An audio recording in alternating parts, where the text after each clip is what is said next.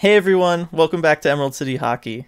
This week on our expansion draft preview, we're looking at one of the most storied franchises in the NHL. That's right, Le Bleu Blanc Rouge, the Montreal Canadiens. Now, RJ, on our projected list, who do we have Seattle taking from them? Les Seattle Kraken sont fiers de sélecter. The Seattle Kraken are proud to select Jake Allen, goaltender, Montreal Canadiens. That's right. Now, when we look at the Montreal roster, Jake Allen really stands out as the seemingly obvious choice, right? Every team can only protect one goaltender, and Carey Price has a no-movement clause. And as much as I know, as we've seen in our comment section, Canadiens fans would love to see Carey Price waive that no-move clause so they can protect Jake Allen, but you and I both have doubts about whether or not the team's actually going to ask him to do that. So right now, Jake Allen seems like the obvious choice. Assuming, though, that there's a side deal, because you and I have both talked about many times on many different videos, we think that's a very real possibility. Let's say Bergevin offers Ron Francis a first-round pick to avoid taking Jake Allen, right? So that's kind of the scenario we're looking at today to see who else Seattle might take from Montreal.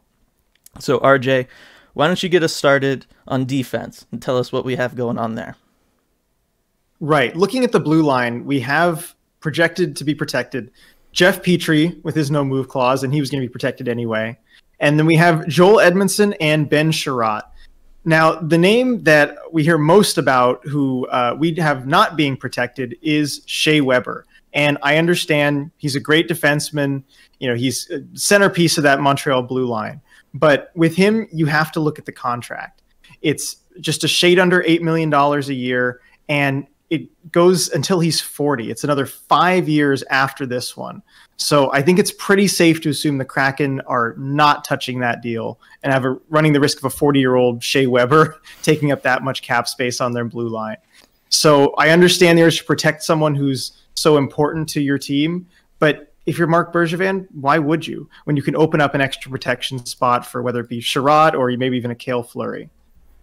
Yeah, no, I agree. I mean, the Shea Weber contract, it's a poison pill at this point, right? Like, there's no way anyone wants to touch that. The only way Seattle would touch that is if it was attached to a first-round pick and maybe even a little more. But if in this scenario they're already giving up a first-round pick for Jake Allen, you know, we kind of saw in the Vegas situation, teams were either giving up first-round picks to protect someone or to get a team to take someone, not to do both, right? that asking price is probably significantly higher than only one first-round pick. So I agree, Shea Weber, it would make like no sense for Seattle to take him at this point with that contract, his age, you know, his play is even starting to fall off a little bit. So I agree there. So looking at who Seattle could take from this Canadiens blue line, Kale Flurry to me is the kind of standout there, in part because of his age, but you know, he has, you know, a half season of NHL experience. Even if it was last year, that gives me a little bit of pause that he hasn't really played with them this year. But, you know, in the last season he was there, he wasn't bad for them. No, he wasn't. I think, you know, he's shown that there's definitely some potential there. And again, with the age, you know, he's not that old yet. And I think he's someone that could, you know, kind of grow with a younger crop of blue liners that the Kraken would have. Yeah. So moving on to the forwards, there are 4 absolute locks to be protected. You got Brendan Gallagher with his no-move clause, Josh Anderson, Jesperi Kotkaniemi, and Tyler Toffoli. Beyond that, we're projecting Arturi Lehkonen, Jake Evans, and Jonathan Drouin to be protected. But Drouin is far from certain to be protected. He's had a down year this year. He only has 2 goals in 44 games, and although he's added 21 assists, that's still not really up to his standards. And many have speculated that he could be exposed as bait for the Kraken to see if they'll bite and maybe take someone else, especially if Montreal re-signs one of Philip Danault or Joel Armia. Yeah, I mean, Drouin having another disappointing season. Who could have thought that, right? Like, it's just, he's only scored 20 goals once. You know, for a guy who was taken 3rd overall, put up like 1 trillion points at Halifax. Like, I still don't know why so many people are keeping this narrative around that he's, you know, a top 6 forward and he's rock solid and all that. He's basically averaged, if, you know, analytics wise. He's heavily protected with his zone starts, and he doesn't exactly, push them to that next level in any way. Yeah, he's a great passer. He can set people up, but I don't know. Other than the fact that, he's French Canadian and he's from Quebec, and that's just a big deal for them. I just don't see.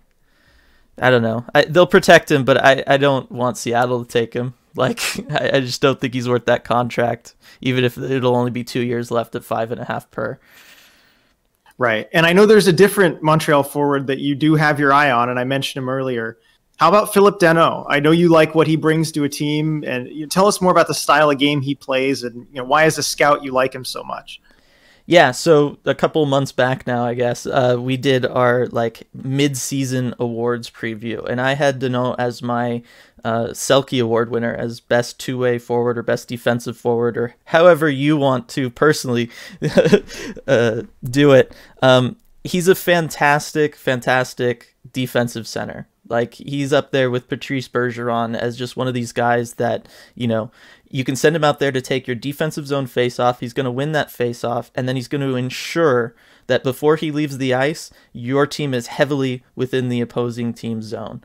And he just does it so consistently, and it's amazing to watch him play, even though, he puts up no points, right? We just talked about Drouin with his 2 goals. Danault's basically in that same boat, right? He's never going to score goals, but again, he's bringing this completely different facet to your game. And I just think as a second line center, when we did our lineup video, we said Kraken have kind of an issue with the second line.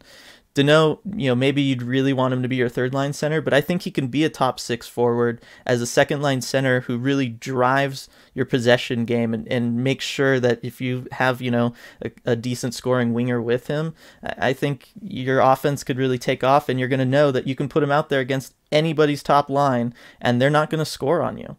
So when it comes to Danault, the only thing the Kraken have to consider is his contract situation. Now, he is set to become an unrestricted free agent this summer, and as we know with the expansion draft, you're really looking at drafting players and taking on their contracts. So RJ, why don't you fill us in on how it would work if the Kraken were to take someone that has an expiring deal?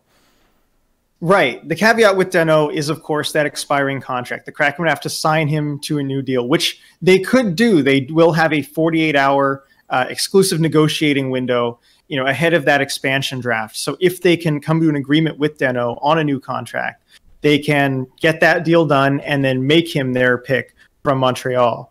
Now, this isn't usually worth it in a lot of situations, given that the Kraken could just wait until free agency actually starts, take a different player from whichever team, and kind of double dip, so to speak, and get both. But in this case, especially if Montreal were willing to give something up to steer the Kraken away from Jake Allen, I do think it could be worth it, because the other players you're looking at are maybe a Kale Flurry or a Jake Evans. If you were to try and kind of double dip there, I think if you have the opportunity to get a player like Danault to be your pick, then it would be worth foregoing a different player.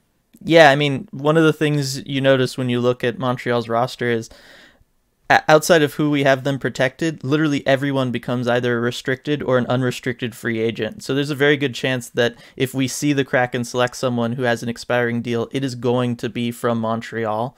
And I think Danault is far and away the best option for them to choose if they decide to go that route. All right, everyone. So thanks for joining us. As always, like this video, leave us a comment, let us know your thoughts on everything we discussed, and subscribe to the channel if you haven't already. We'll see you next time.